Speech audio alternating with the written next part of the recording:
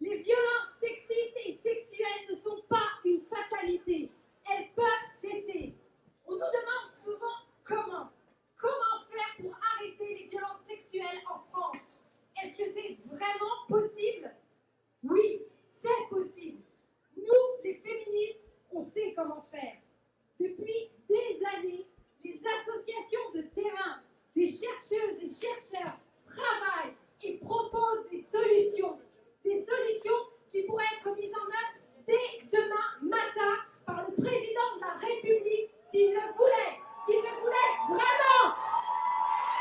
La première de ces solutions, c'est l'éducation. Comment expliquer qu'en France, les enfants à l'école apprennent à se brosser les dents et à respecter le code de la route, mais qu'on est incapable en 2019 de leur apprendre le respect et la non-violence de manière obligatoire.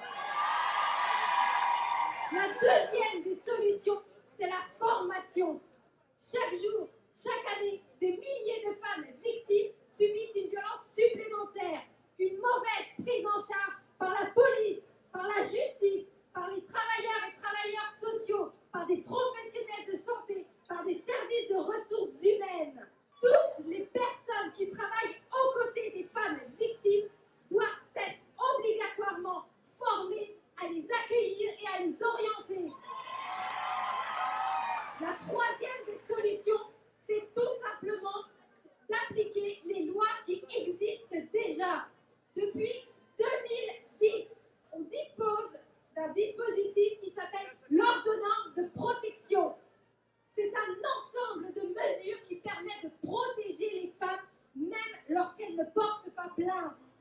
Chaque année, en Espagne, on en délivre 23 000. Nous, 1300. 1300, c'est une honte. La quatrième des solutions, c'est l'hébergement.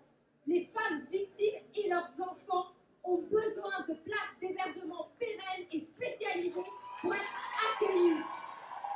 On est encore aujourd'hui en France en dessous des normes fixées par l'Union européenne en termes de places d'hébergement. Et la cinquième mesure, notamment, c'est les campagnes de prévention. Attention, on ne vous parle pas de faire de la com. Non.